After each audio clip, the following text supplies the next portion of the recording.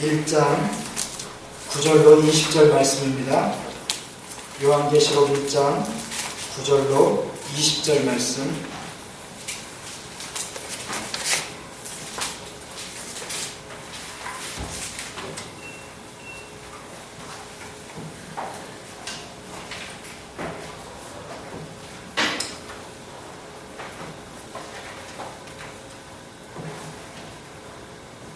한 절씩 서로 교독하도록 하겠습니다.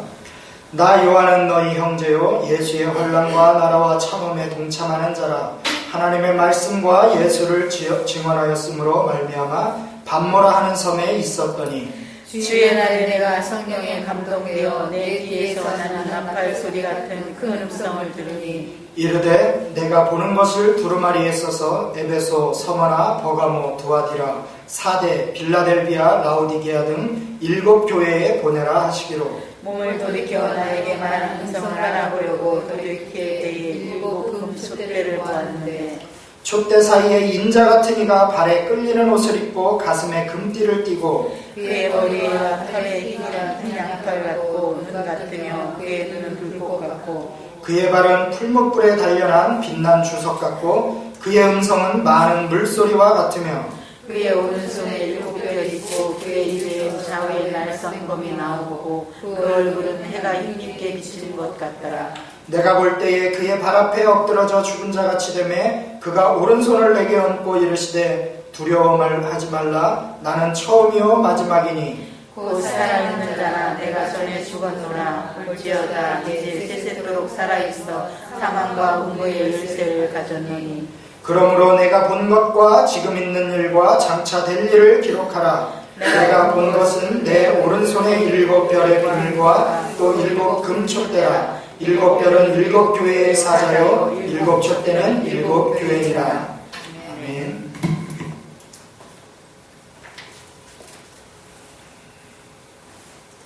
제가 이 세계를 품은 교회에 오기까지 제가 초등학교 2학년 때 처음 교회를 나갔는데 그 후로부터 지금까지 6번째 교회입니다. 이 세계를 품은 교회가 제가 신앙생활을 했던 교회 중에 6번째 교회인데 참 교회를 옮긴다는 것이 얼마나 어렵고 힘든 일인지 모릅니다. 물론 저 같은 경우는 전도사 사역을 하면서 이제 옮기게 되고 했지만은 평신도인 상태에서 성도로서 교회를 옮긴다는 것이 정말 엄청 힘들다는 것을 잘 알고 있습니다. 제가 처음 교회를 가고 신앙생활을 했던 그 모교회에서 거기서 저는 예수님을 만나고 또 거기서 세례를 받고 고등학교 졸업할 때까지 학창시절을 마쳤습니다. 그리고 졸업한 이후에 이제 수원으로 이사를 오면서 수원에서 또 교회를 선택해서 또 그곳에서 청년 시절과 또 30대 초반까지 제가 신앙생활을 했습니다. 그 이후에 제가 이제 신학대학을 다니면서 또 사역을 시작하고 하면서 전도사 사역을 하면서 다른 교회들을 여러 곳을 거쳤는데 그 거치는 교회마다 작게 혹은 크게 많은 교회 안에 다툼과 문제와 또 여러 가지 상처받는 성도들이 많은 것을 진짜 많이 목격했어요. 그러다가 제가 이 세계를 품은 교회를 딱 와서 너무 하나님께 감사했고 정말 찬양할 때마다 기도할 때마다 말씀 들을 때마다 얼마나 하나님을 찬양하고 감사하는지 몰라요. 정말 교회가 하나님 말씀 위에 바로 서 있다는 게 얼마나 중요한지, 교회가 하나님 말씀 위에 바로 서 있지 않으면 그 밑에 있는 성도들이, 그 안에 있는 성도들이 얼마나 많이 상처를 받고 방황을 하는지 모릅니다. 그래서 제가 요즘 계속해서 도대체 교회란 무엇일까에 대해서 상당히 말씀을 많이 읽고 준비하며 묵상하던 가운데 또 이렇게 제가 말씀을 전할 시간이 있어서 그러면 내가 교회에 대한 말씀을 또 내가 받은 은혜를 같이 나눴으면 좋겠다 해서 오늘 교회의 중요성이라는 주제를 갖고 같이 말씀을 나누기를 원합니다. 특별히 제가 오늘 본문을 요한계시록을 골랐는데 아마 의아해 하실 거예요. 교회 하면 보통 마태복음 16장, 우리 예수님께서 처음 교회를 이 땅에 주시겠다고 약속하신 베드로의 그 고백 앞에 그 반석 위에 내가 내 교회를 세우겠다고 하신 그 말씀을 본문으로 많이 삼거나 아니면 에베소서라든가 기타 다른 서신서들의 교회에 관한 말씀이 상당히 많이 있습니다. 하지만 제가 오늘 이 요한계시록을 본문으로 선택한 것은 이 요한계시록이야말로 우리 예수님이 정말 이 땅에 있는 교회를 얼마나 사랑하시는가, 정말 그 예수님의 사랑이 너무나도 잘 나타나 있어서 제가 특별히 조심스럽게 요한계시록을 오늘 본문으로 선택했습니다. 보통 요한계시록 하면은 우리가 종말론적인 그런 계시를 한 그런 성경이다라고 많이 알고 있고, 또 이 요한계시록을 통해서 여러 가지 학설이 나오고 여러 가지 이단이 나오고 정말 많은 문제가 있습니다. 솔직히 저는 그런 심도 있는 어떤 요한계시록을 해석하고 그런 거에는 크게 관심이 없어요. 어차피 우리 인간의 눈으로, 인간의 생각으로 이 예수님이 주신 이 요한계시록 말씀을 해석하는 게 너무나도 부족하다는 것을 저는 알고 있기 때문에 저는 하나님이 주신, 늘 예수님께서 요한계시록을 통해서 말씀하신 대로 귀 있는 자는 들을지어다라고 하셨듯이 제게 들리는 말씀 한도 내에서 저는 이 요한계시록을 읽고 또 그 하나님의 말씀을, 은혜를 받곤 합니다.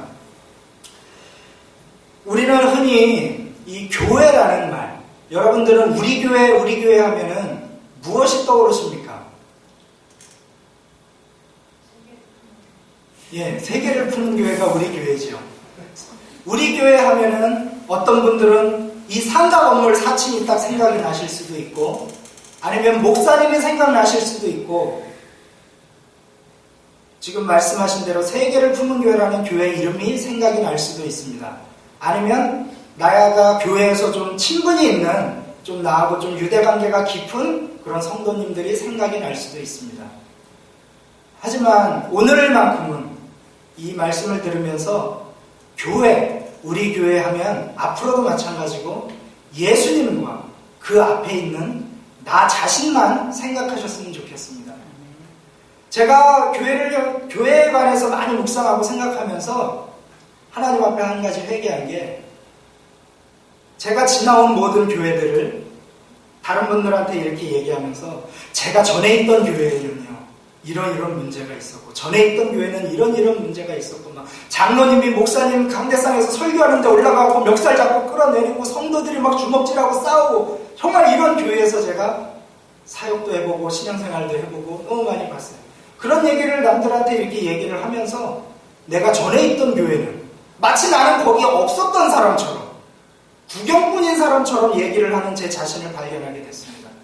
교회라는 것은 내 자신이 포함되어 있는 것이지 내 자신을 빼고서는 말을 할 수 없는 거예요. 우리 여기 오늘 성도님들도 모였지만 우리 교회 하면 거기 우리 가운데 우리 자신이 포함되어 있잖아요. 그래서 우리 교회보다는 내 교회, 나의 교회, 내가 포함되어 있는 내 교회, 나를 빼고서는 이제 더 이상 우리 교회가 될 수 없는 겁니다. 그렇기 때문에 우리가 교회를 생각할 때 예수 그리스도, 교회의 머리 되시고 주인 되신 그 예수 그리스도와 나 1대1의 관계로 앞으로 교회를 생각하시고, 교회를 위해서 기도할 때나 말을 할 때나 항상 그 생각을 하고 대화를 하셨으면 좋겠습니다. 구약시대에 하나님께서 우리에게 주신 선물이 여러 가지가 있죠. 그 중에서 구약시대 하나님께서 우리에게 주신 공동체가 바로 가정을 우리에게 처음 허락해 주셨습니다. 그리고 하나님과의 관계를 위해서 하나님께서 우리에게 주신 것이 바로 성전입니다. 성전. 구약시대에는 이 성전에 가서 하나님 앞에 제사를 드리고 어린 양을 잡아서 그 피를 뿌려서 하나님 앞에 제사를 드리고 그 하나님 앞에 나아가 우리의 죄사함을 구하는 그런 제사를 드렸던 그런 성전이 있었습니다. 그래서 구약 성경에 보면 이 성전을 짓는 것, 또 그 성전에서 어떻게 예배를 드려야 하는지에 대해서 하나님께서 세세하고 자세하게 설명을 해주셨어요. 그렇잖아요? 민수기, 레위기 여러 말씀을 통해서 성전은 이렇게 짓고 이렇게 짓고 제사 지낼 땐 이렇게 하고, 정말 하나부터 열까지 하나님께서 다 알려주셨습니다. 그랬던 성전, 하나님이 그렇게 사랑하시고 또 그 이후에 많은 이스라엘의 지으려고 노력했던 그 성전을 짓고 허물어지면 또 짓고 노예 생활을 하는 가운데서도 또 돌아와서 성전을 또 짓고 구약 성경의 일대기를 쭉 보면 성전 짓는 이야기, 그 성전에서 하나님 앞에 예배하는 이야기가 구약 성전의 대부분을 차지합니다. 이렇게 사랑하셨던 그 성전을 신약에 딱 예수님께서 오신 이후에 어마어마한 말씀을 하십니다. 마태복음 24장에 보면 여러분들도 잘 아실 겁니다. 예수님께서 저 성전을 바라보시면서 저 성전은 돌 위에 돌 하나라도 남겨지지 않고 무너질 것이라고 예수님이 예언을 하셨습니다. 그리고 역사학자들의 이야기를 따르면 그 성전은 결국은 그 로마 군인들이 예루살렘에 침공했을 때 정말 돌 위에 돌 하나도 남김없이 다 무너져 버렸다고 합니다. 이게 왜 그런가 봤더니 성전을 정말 하나님이 사랑하시는 그 성전을 아름답게 짓고 귀하게 짓기 위해서 우리 벽돌로 이렇게 건물을 쳐 올리잖아요. 그 벽돌과 벽돌 사이에 세멘을 바르고 그 세멘을 바른 그 틈에 우리 흔히 매지라고 하는데 그 틈을 메꾸기 위해서 겉을 이쁘게 또 한 번 더 이렇게 발라줍니다. 근데 이 예루살렘 성전에 그 틈에 바르는 것을 다 금으로 돌렸대요. 금으로. 벽돌과 벽돌 사이를 금으로 다 돌려서 로마 군인들이 예루살렘 성에 쳐들어왔을 때 제일 먼저 뭘 했겠습니까? 성벽부터 뜯은 거예요. 금 가져가려고. 돌 위에 돌 하나도 남기지 않고 성전이 다 무너져 버렸던 것입니다.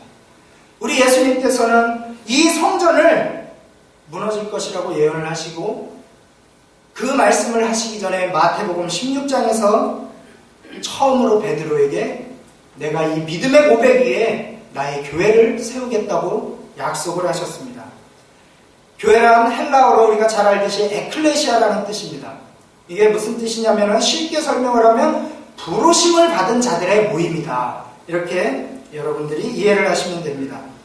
성전 건축 때처럼 구약시대의 그 성전 건축처럼 하나님께서 하나하나 다 간섭하시고 세심하게 성전에서 예배는 어떻게 드릴 것이며 그 성전은 어떻게 지을 것이라는 구약시대와는 달리 우리 예수님께서는 이 땅에 오셔서 그냥 그 믿음의 고백 위에 내가 내 교회를 세우겠다 한마디 딱 하시고 끝나셨어요.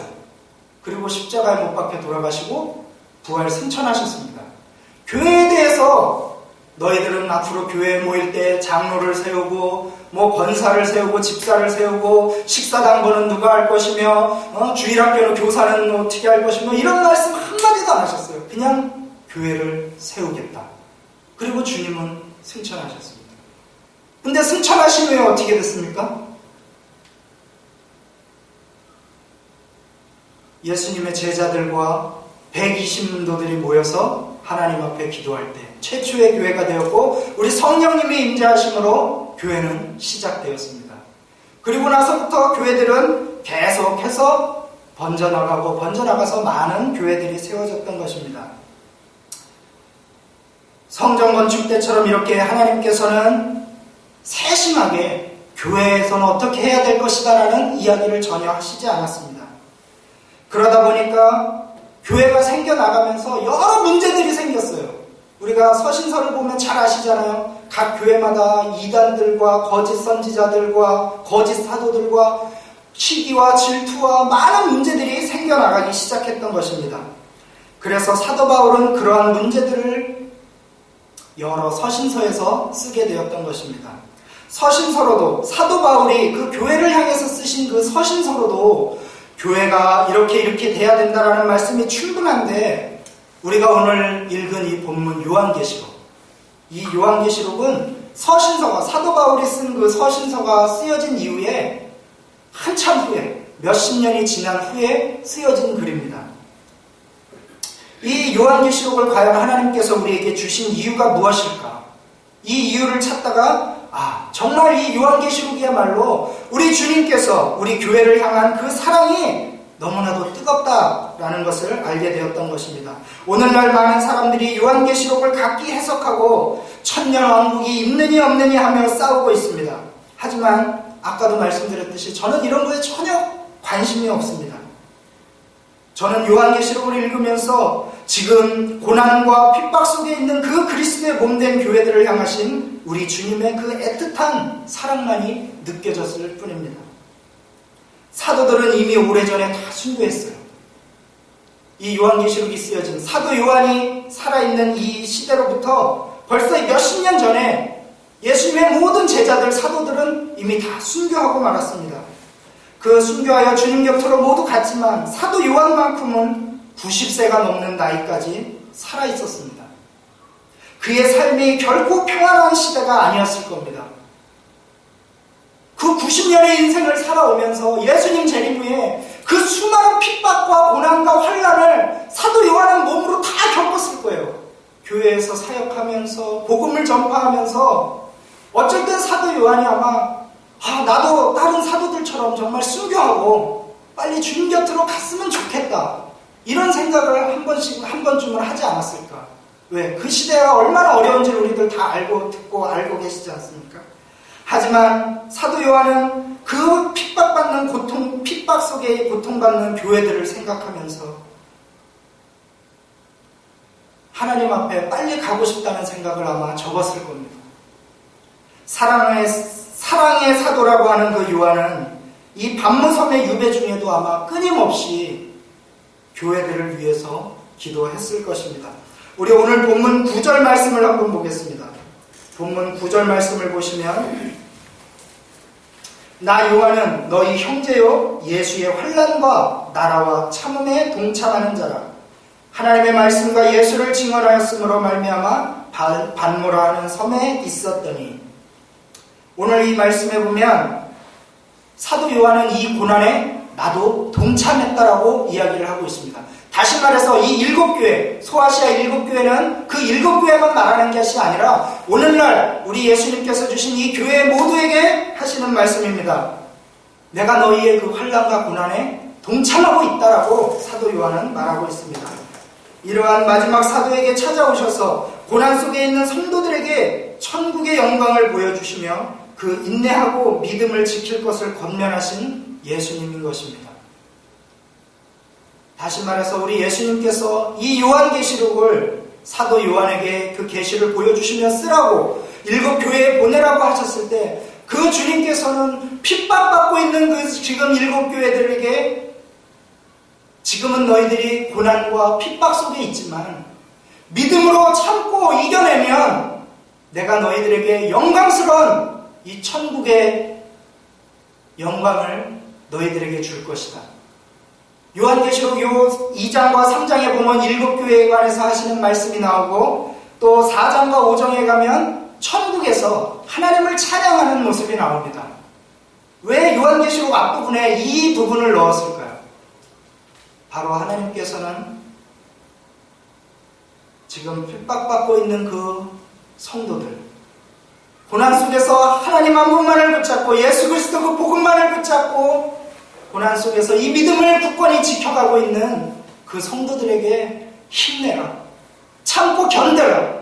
너희들이 이 고난을 참고 견디면 너희들에게 이 천국의 영광이 있을 것이라는 것을 보여주시는 것입니다. 그냥 냅둘 수도 있지만 예수님께서는 그 성도들의 고난을 결코 그냥 넘길 수가 없었던 것입니다.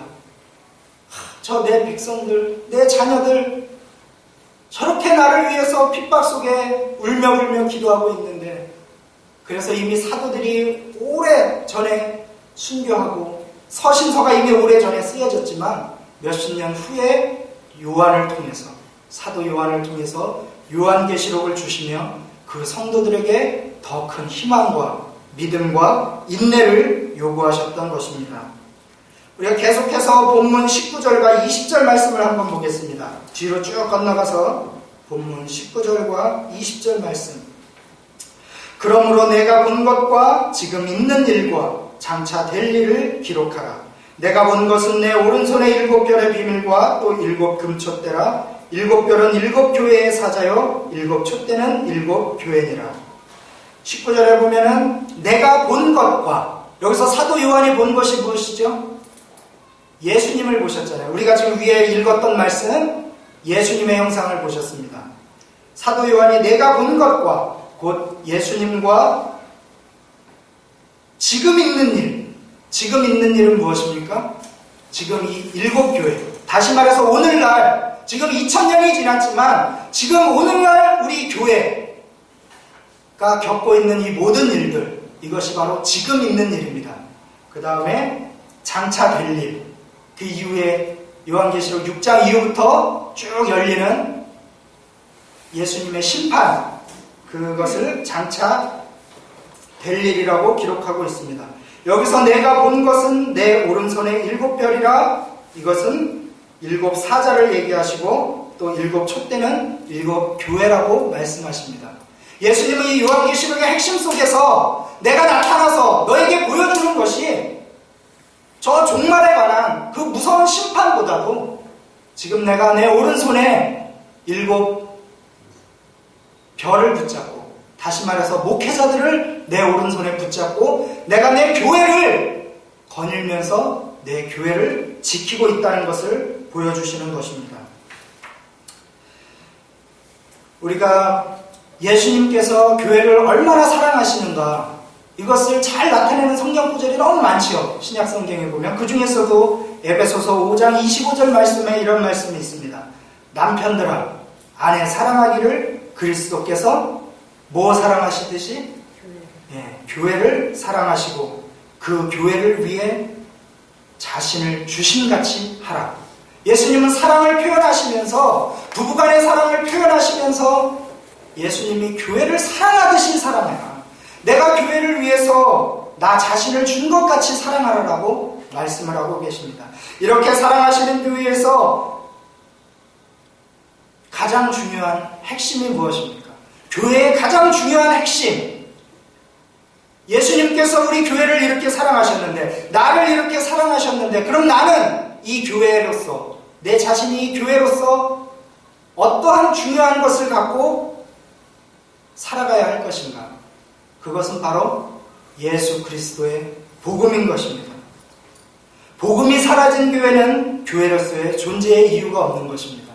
우리 예수님께서 피로 값주고 사신 이 교회를, 우리를 그렇게 사랑하셨으면 우리도 그 예수 그리스도께서 왜 우리를 위해서 피로 값주고 이 교회를 사셨을까라는 그 복음, 나를 위해서 십자가에 못 박혀 죽으시고 부활하신 그 복음을 우리 교회는 결코 놓쳐서는 안 되는 것입니다.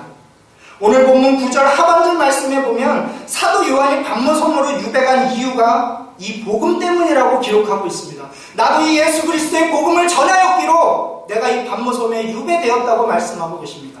나이가 90이 돼서, 오늘날 우리 목회자분들 보시면은 정년퇴임이 많으신 분들은 70세, 뭐 65세인 분들도 있고 70세, 뭐 이렇게 있으면 퇴임을 하십니다.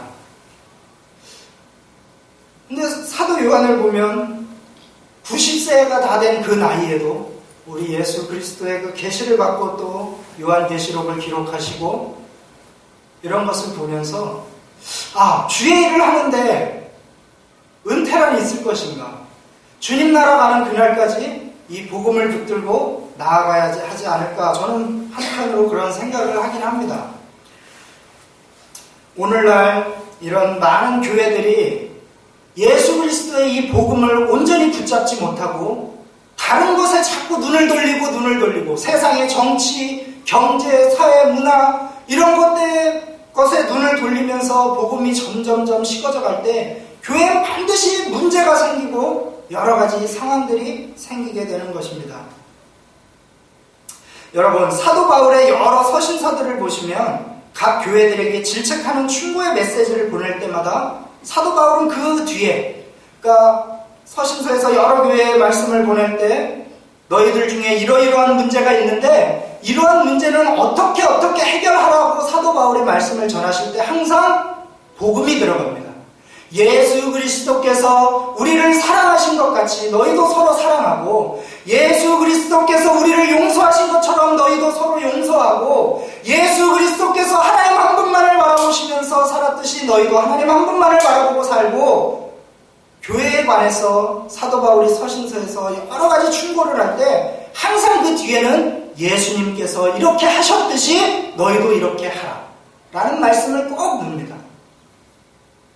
고린도전서 2장 1절에서 4절 말씀해 보면 형제들아 내가 너희에게 나아가 하나님의 증거를 전할 때에 말과 지혜의 아름다운 것으로 하지 아니하였나니 내가 너희 중에서 예수 그리스도와 그가 십자가에 못 박히신 것 외에는 아무것도 알지 아니하기로 작정하였습니다.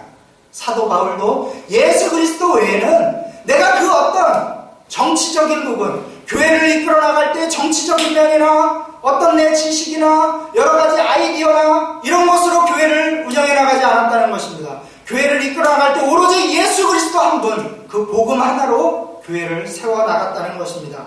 오늘날 다툼과 분열이 생기는 교회들을 보면 대부분이 복음으로부터 멀어져 가는 것을 볼 수 있습니다. 성도들은 목회자의 단점을 수군대고 목회자들은 강대상에서 그러한 성도들의 단점을 직설적으로 선포합니다. 이러한 악순환이 계속되는 거예요. 계속. 제가 봐온 교회들도 그랬습니다. 성도들은 뒤에서 목회자에 대해서 수군수군대며 목회자는 또 그런 성도들을 강대상에서 또 말씀이라고 선포하면서 성도들에게 상처를 주고 또 성도들은 더 상처를 받고 가운데서 상관없는 성도들은 그런 것을 보면서 상처받아서 교회를 떠나고 이런 교회들을 너무나 많이 봤습니다. 여러분 복음의 바로 선 교회는 하나님 앞에 예배를 드릴 때도 정말 바른 예배를 드립니다. 하지만 이 복음 앞에 바로 서지 못하고 분열이 있는 교회는 예배를 하나님 앞에 온전히 드릴 수가 없는 거예요. 찬양이 죽어 있어요. 찬양 속에 기쁨이 없습니다.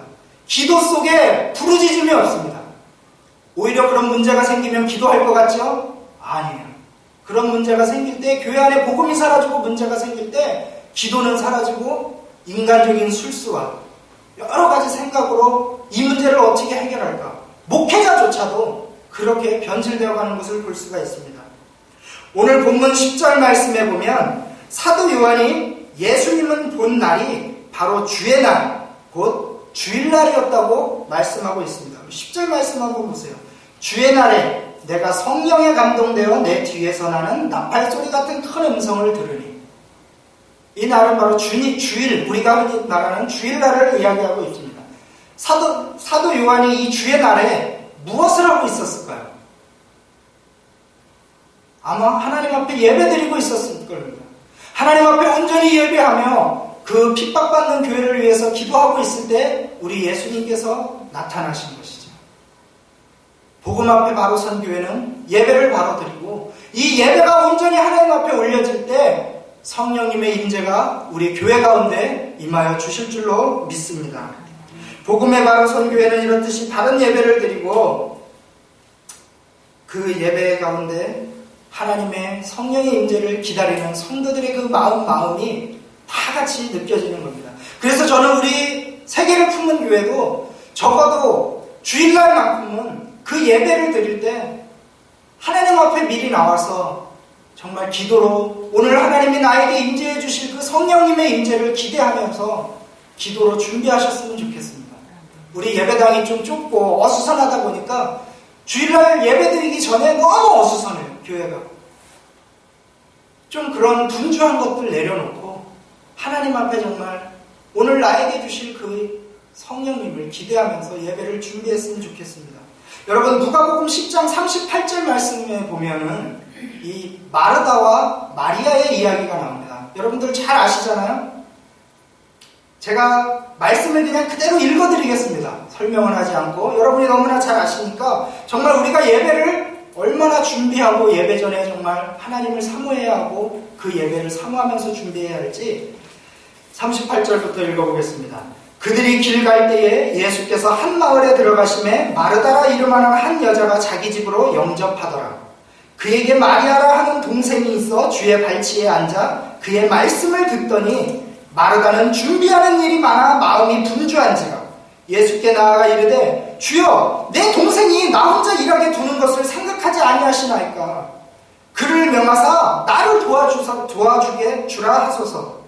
주께서 대답하여 이르시되 마르다야 마르다야 내가 많은 일로 염려하고 근심하나 몇 가지만 하든지 혹은 한 가지만이라도 족하니라. 마리아는 이 좋은 편을 택하였으니 빼앗기지 아니하리라 하시니라. 물론 우리가 주일날 교회 나와서 예배 드리면서 준비할 게 많아요. 우리가 뭐 식사 준비도 하셔야죠. 예배 끝나면 식사들 하셔야 되니까. 또 우리 아이들도 돌봐야 되고 여러 가지 할 일이 많지만 우리 주님께서 우리에게 요구하시는 것은 그런 거 다 필요 없다. 내려놔라. 나 하나로 만족해라. 내게 와서 나의 말씀을 듣고 그것이 중요하지 다른 그 어떤 것도 나에게 예배하는데 나를 만나는데 결코 중요하지 않다는 것입니다. 그래서 적어도 우리 여기 수예배 모인 성도들만큼은 주일날 와서 미리 그 예수, 내가 만날 예수 그리스도를 사모하면서 준비하시는 여러분들 되었으면 좋겠습니다. 또한 복음에 바로 서 있는 교회라면 교육의 사명을 감당해야 됩니다. 성경에서는 교회를 그리스도의 몸이라고 표현합니다.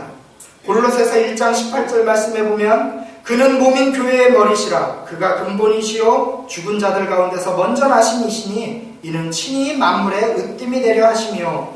고린도전서 12장 26절 27절 말씀해 보시면 만일 한 지체가 고통을 받으면 모든 지체가 함께 고통을 받고 한 지체가 영광을 얻으면 모든 지체가 함께 즐거워하느니라. 너희는 그리스도의 몸이요 지체의 각 부분이라. 우리 교회의 머리 대신 예수님께서 우리 보고 교회의 지체라고 하셨습니다. 그래서 제가 이 말씀을 묵상하면서 그러면 나는 교회에서 어떤 지체가 될까? 우리 목사님은 어떤 지체가 될까? 이걸 생각하다가 예수님께서 교회의 머리시면 우리 목사님은 아마 심장이 될 것이다. 말씀으로 우리에게 심장이 그 혈액을 모든 혈관을 통해서 내보내듯이 목사님의 말씀을 통해서 교육을 통해서 심장 박동질을 할 때 우리 성도들은 또 각 지체로서 또 여러 가지 일을 감당할 때 그럼 전도사인 나는 뭘까? 곰곰이 생각해 봤어요. 나는 모세혈관 역할을 감당하면 좋겠다. 목사님을 도와서 저 손끝까지 발가락 끝까지 그 혈액이 끊기지 않고 갈 수 있는 모세혈관 역할을 해서 정말 우리 하나님께서 이 교회를 통해서 말씀하신 그 교육의 역할을 감당하는데 내가 최선을 다해야 되겠다라는 생각을 하게 됐습니다. 근데 그건 저뿐만이 아니라 모든 성도들이 우리 예수님께서 주신 사명입니다. 이 교육의 역할. 부모님들은 자녀들을 신앙으로 교육하시고 또 우리 먼저 교인 성도가 되신 분들은 나중에 오신 분들을 위해서 교회에서 다른 어떤 세상적인 얘기 이런 거 하는 것보다 정말 시간 있으면 하나라도 말씀을 모르시는 분들에게 나누고 내가 받은 은혜를 나누고 간증도 하면서 그분들이 빨리 예수 그리스도의 그 복음을 받아들일 수 있고 예수 그리스도를 영접할 수 있도록 우리 모든 성도가 이 교육하는 일에 다 같이 나섰으면 좋겠다라는 그런 감동을 받았습니다. 교사들만, 전도사만, 목사만 이런 것을 감당하는 것이 아니라 우리 성도 한 분 한 분이 이러한 모든 교육의 역할을 감당하셨으면 좋겠습니다. 사도행전 20장 29절 말씀해 보면 사도 바울이 이렇게 에베소 교회를 향해서 에베소 교회를 떠나면서 그 장로들을 만나서 이야기할 때 이런 말씀을 하십니다. 내가 떠난 후에 사나운 이리가 여러분들에게 들어와서 그 양떼를 아끼지 아니하며 또한 여러분 중에서도 제자들을 끌어 자기를 따르게 하려고 어그러진 말을 하는 사람들이 일어날 줄을 내가 아노라. 에베소 교회는 철저한 교육으로 이리 때의 공격을 이겨낸 교회입니다. 나중에 에베소 교회나 아니면 이 요한계시록 2장 말씀에 보면 이 에베소 교회 사도 바울이 얘기한 정말 내가 떠나고 나면 이 교회를 떠나고 나면 이리 때들이 와서 이 교회를 힘들게 할 것이다 라고 했는데 에베소 교회는 그 모든 것을 이겨냈어요. 어떻게 이겨냈을까요? 에베소 교회는 정말 사도 바울이 헌신을 다해서 교육을 했습니다. 말씀을 가르치는 일에 전념했고 모든 성도들을 정말 그리스도의 정말 군사처럼 강하게 훈련을 시켰습니다. 그래서 이 에베소 교회는 그러한 모든 시험을 이겨낼 수 있었던 것입니다. 에베소 교회는 이렇게 철저한 교육으로 이리 때의 공격을 이겨냈듯이 사도 바울이 없어도 비록 우리 교회가 교육의 중요성을 알고 설령 하나님께서 어떠한 감동을 주셔서 우리 목사님이 다른 사역을 하도록 감당하시게 하더라도 이 교회는 예수 그리스도의 교회이기 때문에 그 어떤 것에도 흔들려서는 안 되는 것입니다. 우리 성도들 한 분 한 분이 이 말씀 위에 바로 서 있고 온전히 교육받은 성도들이 이 교회를 이끌어 나갈 때 그 어떤 것에도 흔들리지 않고 바로 서나갈 수 있는 것입니다. 누구 한 명으로 인해서 교회가 이끌어져 가는 것이 아니라 우리 모두가 나 스스로 때문에 교회가 이끌어 나간다는 생각을 갖고 열심히 말씀을 묵상하며 복음을 붙잡고 그 복음을 전파하고 또 가르치는 일에 최선을 다하시는 여러분이 되시기를 바라겠습니다. 말씀을 마치겠습니다. 여러분, 우리의 인생의 방향은 어떻게 하면 끝이 날까요? 인생의 방향, 바로 예수 그리스도를 만나면 인생의 방향은 끝이 납니다. 그러면 신앙생활의 방향은 어떻게 하면 끝이 날까요? 예수님을 만났는데 신앙생활을 열심히 하다가 신앙생활의 방황이 옵니다. 그 신앙생활의 방황은 어떻게 하면 해결이 되겠습니까? 바로 좋은 교회를 만나면 신앙생활의 방황이 끝이 난다는 것입니다. 그 좋은 교회는 복음에 꽉 붙잡힌 내 자신이 만들어가는 것입니다. 좋은 교회는 그 누구도 아닌 여러분 자신이 만들어가는 것입니다. 저와 여러분이 예수 그리스도 한 분만 바라보면서 복음을 선포하는 성도가 되어 예배를 성공하고 말씀 전하는 일에 성공하는 성도가 될 때 이 교회를 통하여 수많은 사람들이 인생의 방황을 끝내고 신앙의 방황을 끝낼 수 있게 될 줄로 믿습니다. 기도하겠습니다. 사랑이 많으신 아버지 하나님 은혜를 감사합니다. 우리 예수님께서 우리 교회를 향해